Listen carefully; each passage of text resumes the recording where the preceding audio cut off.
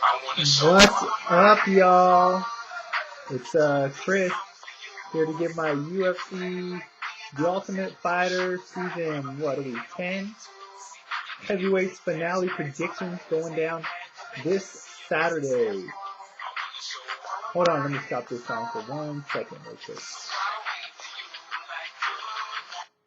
Sorry, this is a little song I'm feeling right now, a little chameleon air. It's called Good Morning, something for the haters. Anyways, on to the fights going down. Watch this video is really late in the week. That's because I wanted to wait to watch the finale last night, see who the final two heavyweights were. Also, I did the conference call today. I'll hopefully get that video up later with some still photos or whatever. Got some quotes from Kimbo, Houston, Brendan, and Roy. Got to ask them all the questions, so that was cool. Kimbo, man, all I got to say is he was not sounding in a very good mood at all. He wasn't trying to answer too many questions in depth. And it sounds like from what he said, the weight cut is not going very good. Or he said he's actually down to the weight now. But he said he hasn't weighed 215 since junior high school. And he just said it's making him kind of miserable and just real cranky and stuff. So definitely sounds like he's not enjoying this. And he's pretty pissed off. So I don't know, man. Expect fireworks. Not like you weren't anyways in that fight. I'm just going to go over the main card. I'm not really going to get into the undercard bouts or anything like that. First fight we got is Marcus Jones against Matt Mitrione. Marcus, I actually thought he was going to make it to the finale. He looked really good, especially after his first fight last night on the show. But once he had Schaub down, he couldn't capitalize. And once Schaub put him on his back, he put his lights out. But Marcus has looked pretty good, especially with for a guy with so little MMA experience. He's going against Mitrione, another guy with even less experience than him, Mitrione, man, in his fight last night, he tapped out a little quick. I don't know how tight that guillotine was. Usually when someone's in that position, you have them half guard on the guillotine. You can usually get out of that. You shouldn't have to tap that quick, but I can't really question him too much because I'm not the one in there getting choked out, or in that position. So either way, Mitrione's got a big punch, but other than that, he doesn't have much else. That might be able to have him get some success because as we saw, Marcus may not have the best chin. But I'm going to favor Marcus here. He's bigger and stronger than Mitrione, and I think he can get Mitrione down, and if he does, Mitrione's, based off what I saw last night, his submission defense is not all that good. So I'm going to go with Marcus Jones here by submission first round. Next up, we got Frank Edgar against Matt Veach. Veach undefeated. Edgar's got the one loss to Gray Maynard. Edgar, I think he's going to win this fight. He's a good wrestler. Actually, he's a really good wrestler. Getting better on his stand-up. I actually thought Sean Shirk was going to beat him, but he handled Sean Shirk pretty easily in that fight. Got the better of the stand-up, and the wrestling was kind of null. The wrestling kind of canceled each other's out, but Edgar beat Shirk, and I didn't think that was going to happen. So, got to go with Edgar here by decision because Edgar wins most of his fights by decision. Next up, we got the Kimbo Slice against Houston Alexander fight. I asked Houston, I don't know if he appreciated it or not. I didn't mean to be disrespectful, but I asked him how he felt about being brought in as a possible, seen as the opponent and stepping stone someone up to get Kimbo a win. He said he doesn't believe that's the case. He just thinks that Joe Silva made a good match between two guys that like to stand and trade. I guess I can kind of agree with what he's saying there. As for who do I think is going to win the fight, it is at 215 catch weight. Houston usually fights at light heavy. Kimbo usually fights about the 230, 235 range. Like I said, it sounds like he's not enjoying this weight cut. It'll be interesting to see if that takes anything out of him. Cardio-wise, power-wise, strength-wise. As for Houston, he said he just isn't going to have to cut weight for this fight. So he said that's his normal walk-around weight. So, I don't think it should affect him too much at all. Maybe it'll slow him down a little bit on the speed department. He does have pretty quick hands for a guy that's so muscular. Who do I think is going to win the fight and why? Both guys have showed susceptible chins. Kimbo, obviously, to Seth Petrozelli. Houston to James Irvin. And who else stomped him out? Thiago Silva.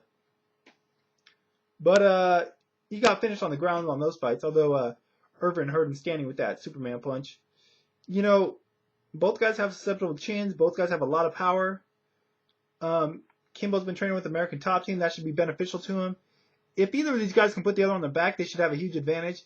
But if they just decide to stand and trade, Honestly, it can just come down to whoever lands first. I'm going to go with Houston just because he has more experience. Kimbo, Street Fighter, originally been fighting MMA for a couple years now, but Houston's been fighting MMA a lot longer. Whether that makes him a better fighter or not, we'll find out. But I'm going to go with him just because he's more experienced. And, on most levels, other levels in the fight game, they're pretty much even in my opinion. So I'm going to go with Houston by TKO round 1. No matter who wins, I don't see this fight getting out the first round. So expect fireworks. Next up, we got Matt Hammil against John Bones Jones. Jones still undefeated. He's coming off that guillotine win over Jake O'Brien. Hamil's coming off the knockout, the head kick over Mark Munoz, man. Put Munoz's lights out. Jones, he's been training with Greg Jackson now, so that's definitely going to be beneficial to him. Both these guys, primarily, their strength lie in their wrestling bases, amateur wrestlers, backgrounds. I favor Jones a little bit in the stand-up. Both these guys have really unorthodox stand-up, in all honesty. Hamil's probably got more power. Jones is more dynamic, more explosive. He's a quicker fighter. I do think their wrestling will probably cancel each other out, whereas it'll become more of a stand-up fight. And in that, I got to favor Jones. Just training with the better guys, training with the better camp. Hammil doesn't really have the best training partners. I believe he kind of, last I saw, kind of just trains with his own camp. Not really guys that are going to improve him all that much. And I just think Jones is he's a better athlete, which goes without saying if you've seen these guys fight. But I don't know. I just think Jones has more intangibles. And maybe a little bit better defense, although it's hard to say right now.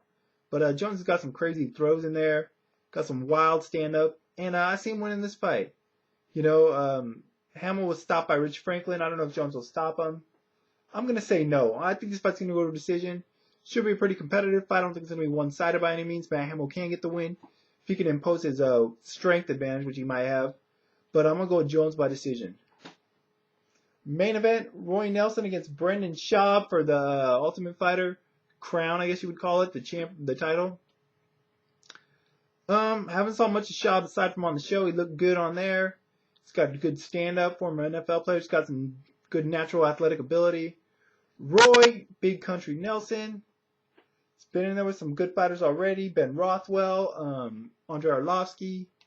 Looking on the show, got some pretty one-sided wins, in all honesty, but facing little guys that were below his level of experience. So, although Schaub has a lot less experience than him as well. So, I asked Brendan, I said, you're a huge underdog, and what do you think your biggest advantage is? He said athleticism, I believe. But he also said something interesting. He said, I don't think I'm that big of an underdog, or I'm surprised I'm that big of an underdog. I think it's just because Roy's got so much more experience, and Roy's fought the bigger names.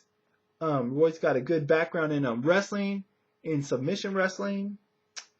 May not be the best stand-up fighter, but he can hang there.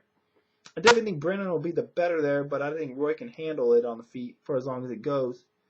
Obviously, Roy's going to probably try to get this fight to the ground. He's going to have to catch up with Brendan to do so. Brendan will be smart to be mixing leg kicks with the punches to try to keep his distance. He tried that against Marcus last night, Marcus Jones, and wasn't able to do so successfully at first, although he did ended up, stopping Marcus later. However, I don't think he's going to be able to keep Roy off him for 3 rounds.